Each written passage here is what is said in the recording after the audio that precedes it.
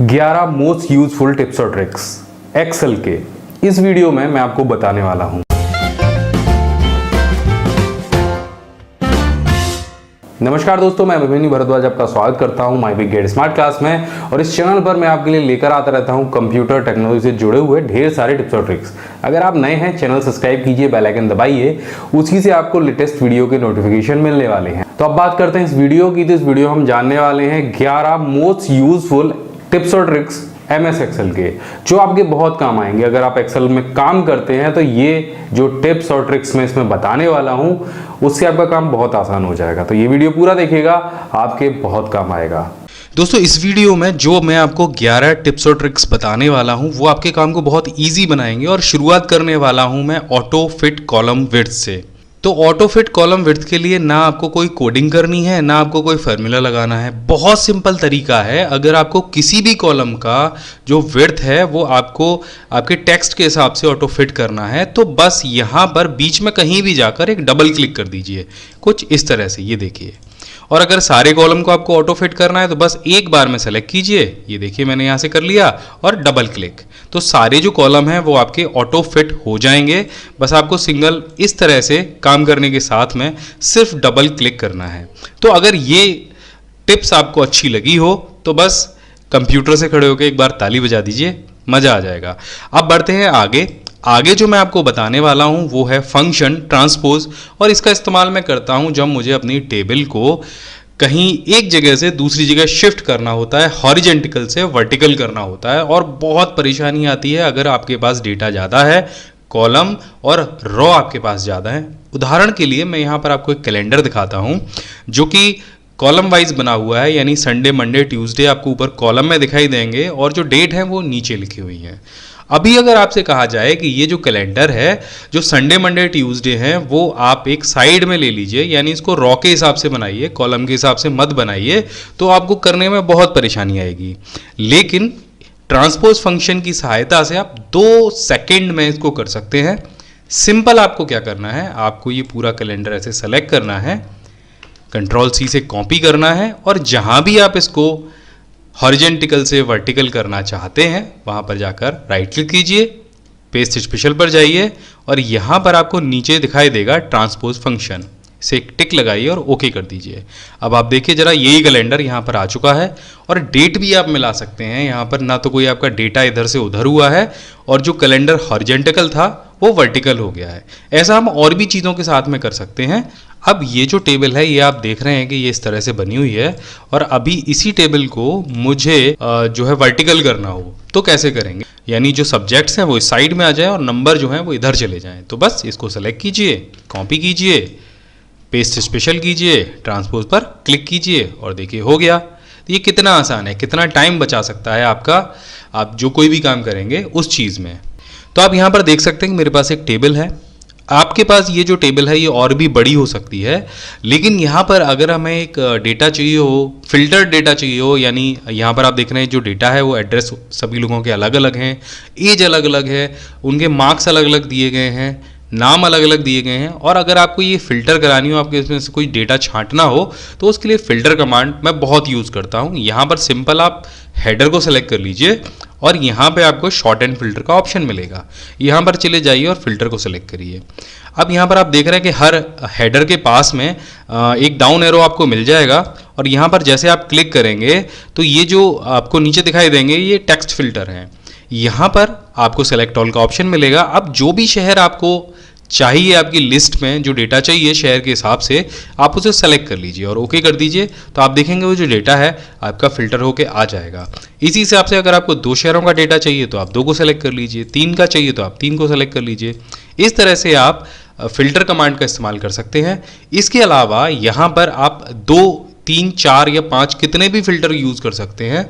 तो यहाँ पर अगर हम एज फिल्टर को भी यूज़ करें, यानी हमें जो 6 शहर हमने सेलेक्ट किए हैं उसमें से केवल 17 साल वाले लोग हमें चाहिए, तो यहाँ से क्लिक कीजिए और इसे ओके कर लीजिए। अगर यहाँ से आपको 17 और 28 साल वाले लोग चाहिए तो यहाँ से क्लिक कीजिए और इसे भी सेलेक्ट कर लीजिए। तो इस तरह से आप फिल्टर का यूज़ कर सकते हैं अपने सारे डेटा को फिल्टर करने के लिए। यहाँ से अगर आप सभी को सेलेक्ट कर लेंगे तो आपका पूरा डेटा ज्यों का त्यों आपके सामने वापस आ जाएगा। बहुत सारे लोग क्या करते हैं कि जब उनको अलग अलग डेटा चाहिए होता है तो बीच में से कहीं से उठाकर कॉपी पेस्ट करते हैं। तो ये चीज़ करने की ज़रूरत नहीं है, आप फिल्टर का इस्तेमाल कर सकते हैं और ये आपके जो काम है उसको बहुत आसान बना सकता है। फिल्टर के बारे में मैंने और भी वीडियो बनाए हैं, तो अगर आप एक्सेल की जो पूरी सीरीज़ है वो देखना चाहते हैं तो इस वीडियो के नीचे डिस्क्रिप्शन में जितने भी वीडियो हैं एक्सेल के उन सभी का लिंक दिया गया है, पूरी प्लेलिस्ट दी गई है, वहाँ जाके देख सकते हैं। तो अगला ये जो हमारा फॉर्मूला है या ऑप्शन है ये है गोल सीक।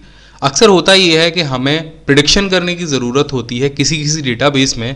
तो जैसे यहाँ पर आप देख रहे हैं 4 विषयों के नंबर हैं यहाँ पर लिखे हुए हैं, 3 विषयों के नंबर आपके पास में हैं और आपका जो परसेंटेज है 3 के हिसाब से 42 आ रहा है। अब आप कंप्यूटर में कितने नंबर लेके आए जिससे आपका जो परसेंटेज है वो 60 हो जाए। तो ये जो प्रेडिक्शन है ये कैसे करेंगे? कभी कभी हमारे बिजनेस में या बहुत सारी जगह पर हमें ये सोचना होता है कि यार हमें कितना और अभी करना है जिससे हमारा जो परसेंटेज है, जो हमारी ग्रोथ है वो इतने % हो जाए, जहाँ पर हमें % तो पता रहता है लेकिन हमें ग्रोथ कितनी करनी है। तो इसके लिए गोल सीक का आप इस्तेमाल कर सकते हैं, ये आपके लिए सारी कैलकुलेशन एक बार में कर सकता है और वो भी बहुत आसानी से। इसके लिए आपको जाना है डेटा टैब पर और यहाँ पर व्हाट इफ एनालिसिस लिखा है, इस पर क्लिक कीजिए और गोल सीक को ओपन कर लीजिए। तो यहाँ पर आपको 3 कॉलम दिखेंगे, पहला सेट सेल, दूसरा टू वैल्यू और बाई चेंजिंग सेल। तो यहाँ पर जो सेट सेल है वो आपका वो सेल होना चाहिए जितनी % आपको लानी है। अब इसमें वैल्यू का लेके आनी है आपको, वो यहाँ पर भर दीजिए। तो मुझे 60% लाना है, मैंने 60% भर दिया, ये देखिए यहाँ पर। अब बाई चेंजिंग सेल, सेल कौन सा है जिसमें बदलाव करना है, तो इसमें क्लिक कीजिए और कंप्यूटर वाले सेल का जो रेफरेंस है वो दे दीजिए।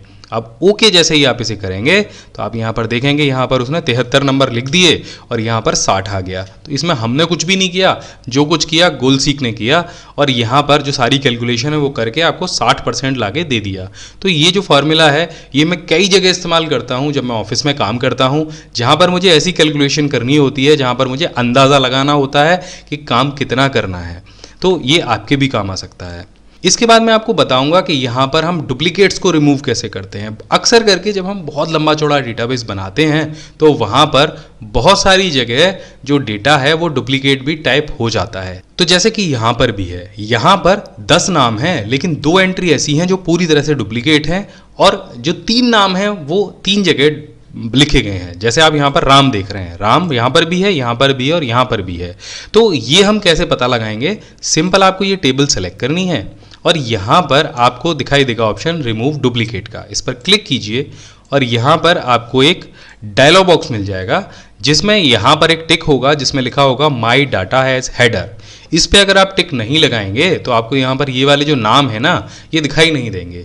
जैसे मैं आपको टिक हटा के दिखा देता हूँ, तो जैसे मैंने टिक हटाई तो आप देखेंगे कॉलम ए, कॉलम बी और कॉलम सी आपको यहाँ पे डिस्प्ले हो रहा है और अगर आपके कॉलम इससे भी ज़्यादा हुए ना तो ये आपको डिस्प्ले नहीं होंगे। तो इसलिए यहाँ पर टिक लगा लीजिए ताकि आपको डुप्लीकेट रिमूव करने में आसानी हो।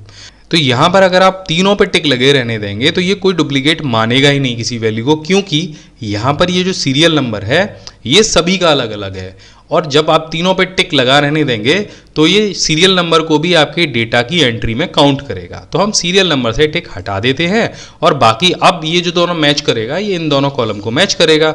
अब यहाँ से जैसे आप ओके करेंगे तो होगा क्या, जो आपकी सबसे लास्ट वाली जो वैल्यू होगी, जो 9 नंबर वाली वैल्यू थी, ये देखिए यहाँ पर वो हट गई है और बाकी सारे जो आपके रिजल्ट हैं वो रह गए हैं। अब देखिए एक चीज़ और हम करके देखते हैं। यहाँ पर हम दोबारा से रिमूव डुप्लीकेट पर जाते हैं और यहाँ पर हम ये जो सब्जेक्ट नेम है ना इसको यहाँ से हटा देते हैं और सीरियल नंबर को भी हटा देते हैं। अब ये जो काउंट करेगा, ये डुप्लीकेट जो मैच कराएगा वो कराएगा केवल स्टूडेंट नेम में। तो यहाँ पर स्टूडेंट नेम जो डुप्लीकेट है वो कितने हैं? 3 हैं।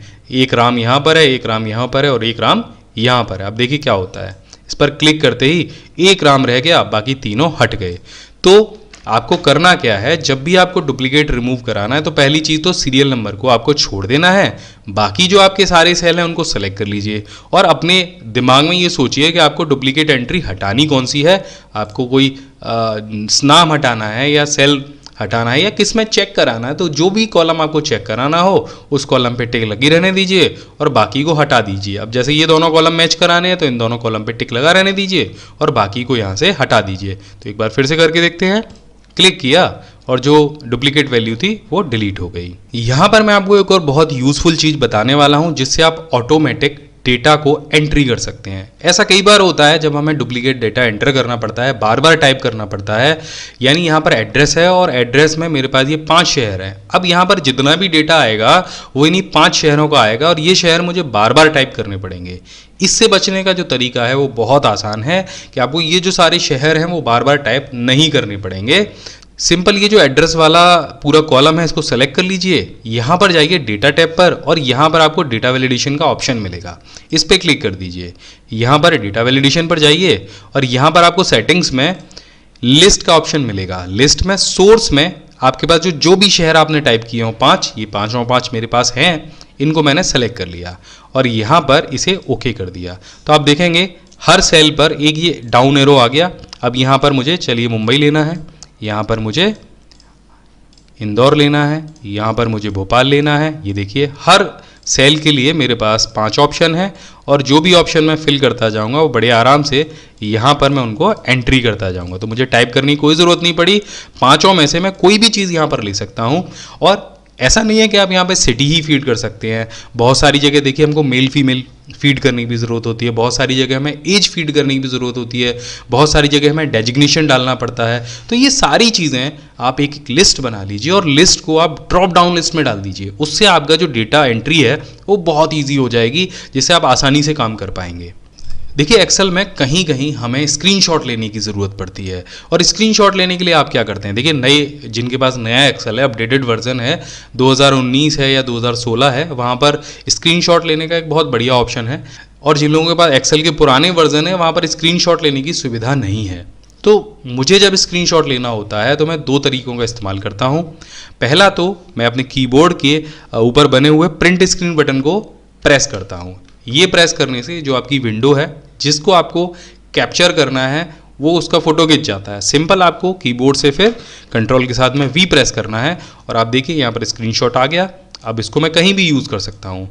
इसको मुझे काटना छाटना है तो जैसे मैं इस पर क्लिक करूँगा पिक्चर पे तो यहाँ पर आप देखिए फॉर्मेट का जो टैब है वो अनेबल हो जाएगा। तो अब मुझे अगर इसको क्रॉप भी करना है तो यहाँ पर देख सकते हैं मुझे क्रॉप का ऑप्शन मिल गया, जिससे मैं जितना चाहूँ इसको पिक्चर को काट सकता हूँ और जितना एरिया मुझे लेना है स्क्रीनशॉट के लिए उतना लेकर मैं इसको इस्तेमाल कर सकता हूँ कहीं भी।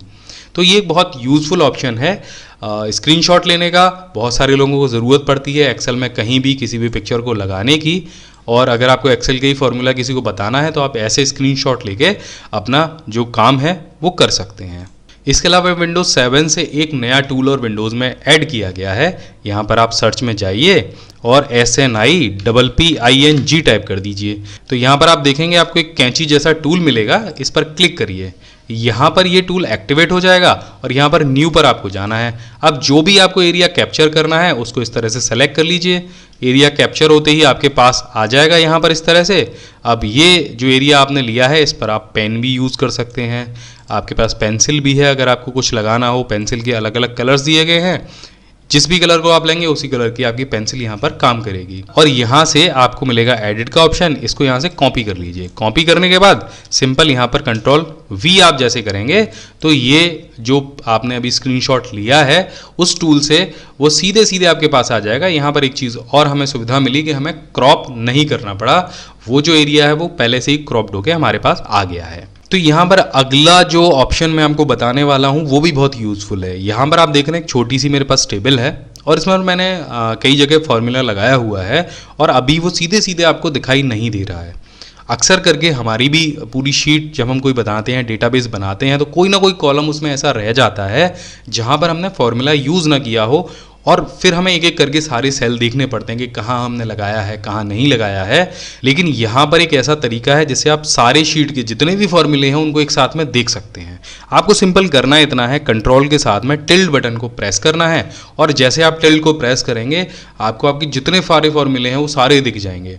आपने कहाँ कहाँ कौन कौन सा फॉर्मूला लगाया है और आप किसी भी फॉर्मूले में सीधे डबल क्लिक करके उसमें जो भी चेंजेस करना चाहें बड़े आराम से कर सकते हैं। दोबारा से आपको वहाँ पर लौटना है वापस तो आप दोबारा से कंट्रोल के साथ में टिल्ड बटन को प्रेस कर दीजिए। अगर आपको ये करने में परेशानी हो रही है तो आप सीधे सीधे फॉर्मूला टैब पर जाइए और यहाँ पर आपको ये बटन मिल जाएगा। इस पर भी जब आप क्लिक करेंगे तो आपके जो सारे फॉर्मूले हैं वो आपको डिस्प्ले हो जाएंगे और दोबारा से क्लिक करने पर वापस जो पोजीशन है आपकी टेबल की वो जो की त्यों दोबारा से हो जाएगी। दोस्तों यहाँ पर मेरे पास एक डेटाबेस है जो मैंने इंडिया की टॉप 5 सिटीज़ का लिया है और ये डेटाबेस मेरे पास कुछ इस तरह से है। अब ये डेटाबेस मुझे एक्सेल में ले जाना है और हर कॉलम में इसको सेट करना है। तो ये बहुत सारे लोगों के पास आता है इस तरह का डेटाबेस और इसको करने में उन लोगों को बहुत दिक्कत होती है। तो ये करने का जो तरीका है वो बहुत आसान है, मैं आपको बता देता हूँ कैसे करना है। बस इसे कॉपी कीजिए और एक्सेल के किसी भी सेल में ले जाके इस तरह से पेस्ट कर दीजिए। ये देखिए यहाँ पर इस तरह से आ गया है, लेकिन ये अभी सेट नहीं है। इसको सेट कैसे करते हैं, तो आपको करना क्या है, इसको करने का तरीका बहुत आसान है। आपको पहला वाला जो कॉलम है उसको सेलेक्ट कर लेना है, जाना है आपको डाटा टैब पर और यहाँ पर आपको टेक्स्ट टू कॉलम का ऑप्शन मिलेगा, इस पर क्लिक कर देना है। यहाँ पर नीचे नेक्स्ट कीजिए। नेक्स्ट के बाद में जो भी आपको डिवाइडेशन चाहिए उसमें आपको यहाँ पर फिल करना है कॉमा, क्योंकि आप देख रहे हैं हर नाम के पीछे, हर शब्द के पीछे यहाँ पर कॉमा लगा हुआ है। तो हम इसको यहाँ से कॉमा पर क्लिक कर देते हैं और यहाँ पर आपको इसे फिर से नेक्स्ट करना है।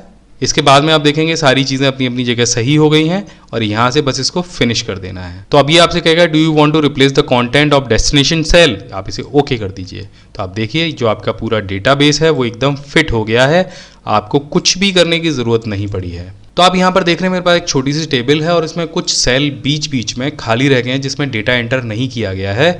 और अब इन सेल्स को कैसे रिमूव किया जाए, जो ब्लैंक रह गए हैं कैसे रिमूव किया जाए। आमतौर पर आप राइट क्लिक करते हैं, उसको डिलीट करते हैं, लेकिन अगर इनकी संख्या 100 या 200 हो तो आप एक एक करके इनको डिलीट नहीं कर सकते हैं, काम बहुत लंबा हो जाता है। एक बार में इनको कैसे डिलीट किया जाता है वो हमको दिखाता हूँ। थोड़े से मैं और बढ़ा लेता हूँ, ये मैंने इसको कॉपी कर लिया, देखिए मैं नीचे तक इसको ले आया। अब ये एक बार में जो जितने भी मेरे ब्लैंक सेल्स हैं उनको मैं कैसे डिलीट करूँगा, तो सिंपल आपको कुछ नहीं करना है, आपको कंट्रोल जी प्रेस करना है। कंट्रोल जी जैसे आप प्रेस करेंगे तो ये गो टू वाला ऑप्शन आ जाएगा। यहाँ पर जाना है आपको स्पेशल पर और जैसे आप स्पेशल पर क्लिक करेंगे आपको यहाँ पर ऑप्शन मिलेगा ब्लैंक्स का, इस पर टिक लगाइए और ओके कर दीजिए। तो आप देखेंगे जितने भी आपके ब्लैंक सेल हैं वो सारे सेलेक्ट हो जाएंगे। बस अब आपको कंट्रोल के साथ में माइनस बटन को प्रेस करना है और यहाँ पर आपको ऑप्शन मिलेगा शिफ्ट सेल अप का, इस पर टिक लगाइए और ओके कर दीजिए। तो आपके जितने भी ब्लैंक सेल होंगे वो साथ में डिलीट भी हो जाएंगे और आपका डेटा व्यवस्थित भी हो जाएगा। तो ये जो ट्रिक है आशा करता हूँ आपके बहुत काम आएगी। इसके बाद बात करता हूँ अपनी लास्ट, फाइनल और बोनस ट्रिक की। तो आप देखेंगे मेरे पास यहाँ पर एक छोटी सी टेबल है और उसका जो क्रम है वो पूरी तरीके से अव्यवस्थित है। तो अगर व्यवस्थित की बात करूँ तो यहाँ पर क्रम के आगे नंबर आना चाहिए, उसके बाद यहाँ पर नाम आना चाहिए, फिर पिता का नाम आना चाहिए और राज्य का नाम आना चाहिए। लेकिन ऐसा नहीं है, अगर इसे क्रम से आप मैनुअली लगाएंगे तो ऐसे कॉपी करेंगे, फिर उसके बाद यहाँ पर इसे पेस्ट करेंगे, फिर नीचे वाले को कॉपी करेंगे और फिर यहाँ पेस्ट करेंगे। तो इस तरीके से हम इसे व्यवस्थित तरीके से नहीं लगा सकते हैं। अगर ट्रांसपोज भी करते हैं तो देखिए क्या होने वाला है इसका, हमने यहाँ से कॉपी किया, पेस्ट स्पेशल किया और ट्रांसपोज किया और ये देखिए कुछ इस तरीके से फैल जाएगा पूरा डेटाबेस।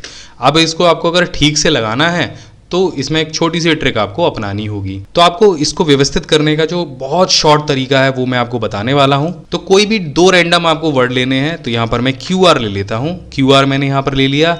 अब यहाँ पर आपको जो सीरीज बनानी है, जो आपका हेडर है उसको देख लीजिए कहाँ से कहाँ तक आ रहा है। तो ये 4 आपके जो पहले सेल हैं वो आपके हेडर बनेंगे, जो जिसमें कि A1, A2, A3 और A4 है। तो सबसे पहले A1 लिख दीजिए और इसको पकड़ के यहाँ तक ड्रैग करेंगे आप जैसे, तो यहाँ पर आप देखिए A4 तक ये अपने आप आ जाएगा।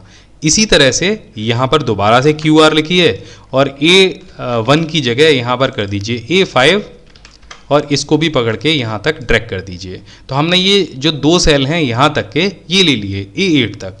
अब यहाँ पर आपका जो डेटा है वो नीचे देखिए कौन से सेल तक है, A24 तक है। अब ये जो नंबर है, ये सीरीज़ जो है वो आपको आगे बढ़ानी है, इसको A24 तक हम ले जाते हैं। यहाँ पर देखिए A24 तक हमारे जो सारे नंबर हैं वो आ गए। ये बहुत बड़ा डेटा हो तब आपको करना है, छोटे डेटा को तो आप बड़े आसानी से कर सकते हैं। अब बहुत सिंपल तरकीब मैं आपको बताने वाला हूँ। आपको ये सारे सेल सेलेक्ट करने हैं, कंट्रोल F प्रेस करना है, रिप्लेस पर जाना है और यहाँ लिख देना है QR। रिप्लेस विद में सिंपल आपको इक्वल टू का आइकन लगाना है और रिप्लेस ऑल। ये देखिए 1 सेकंड में आपका जो सारा डेटाबेस है वो बिल्कुल बढ़िया तरीके से यहाँ पर मैनेज हो गया। अब आप कहीं भी कोई भी एक नाम बदलते हैं, तो जैसे यहाँ पर अमित की जगह अगर मुझे कोई और नाम लिखना हो, मान लीजिए मुझे लिखना है माधव, तो ये देखिए साथ में आपका वहाँ जो नाम है वो भी बदल जाएगा, नंबर 2 पर भी माधव है। तो इस तरह से आप किसी भी डेटाबेस को, अगर आपका इस तरह से अव्यवस्थित हो, आप बड़ी आसानी से उसे व्यवस्थित कर सकते हैं। आशा करता हूँ कि ये जो 11 टिप्स हैं आपको बहुत पसंद आई होंगी। या फिर आप गूगल पर टाइप कीजिए माई बिग गाइड, तो सबसे ऊपर myBigGuide.com का रिजल्ट मिल जाएगा। लर्निंग जोन दिया गया है, इसके अलावा इंटरनेट, यूट्यूब और प्रिंटिंग के टिप्स और ट्रिक्स भी यहाँ पर दिए गए हैं। यहाँ पर अगर आप नीचे स्क्रॉल करेंगे तो यहाँ पर हमने कंप्यूटर नोट्स दिए हैं जो सभी प्रकार की प्रतियोगी परीक्षाओं के लिए बहुत उपयोगी होते हैं। बस इस पर आप क्लिक कीजिएगा और कंप्यूटर नोट्स यहाँ पर ओपन हो जाएंगे। ये बिल्कुल सीरीज वाइज दिए गए हैं और यहाँ पर सबसे इंटरेस्टिंग चीज़ नीचे दी गई है कंप्यूटर सामान्य ज्ञान क्विज। यहाँ पर हमने 50 से ज़्यादा ऑनलाइन क्विज दिए हैं जिनसे आप अपना कंप्यूटर ज्ञान परख सकते हैं। तो यहाँ पर आपको दिखाई देगा अनसुलझे प्रश्नों के आसान जवाब, जो अक्सर करके आपके दिमाग में आते होंगे। हमने डार्क इंटरनेट के बारे में बताया है, ब्लू व्हेल गेम के बारे में बताया है, कॉल ड्रॉप क्या होता है ये भी हमने बताया है, इंटरनेट का मालिक कौन है ये भी बताया है, वाईफाई या लाईफाई क्या होता है। तो अगर इस तरीके का कोई भी प्रश्न आपके दिमाग में है तो आप यहाँ पर जाकर उसको सर्च कर सकते हैं। आप देखें कि ये लिस्ट बहुत लंबी है, लगभग 132 चीज़ों के बारे में हमने यहाँ पर बताया हुआ है। तो ये 132 आर्टिकल आपके बहुत काम आने वाले हैं। आशा है दोस्तों ये वीडियो आपको पसंद आया होगा। अगर ये वीडियो आपको पसंद आया हो तो इस चैनल को जरूर सब्सक्राइब कीजिए, इस वीडियो को लाइक कीजिए, शेयर कीजिए, कमेंट करके बताइए वीडियो कैसा लगा। मैं हमेशा आपके लिए ऐसी वीडियो लेकर आता रहूंगा। जय हिंद, वंदे मातरम।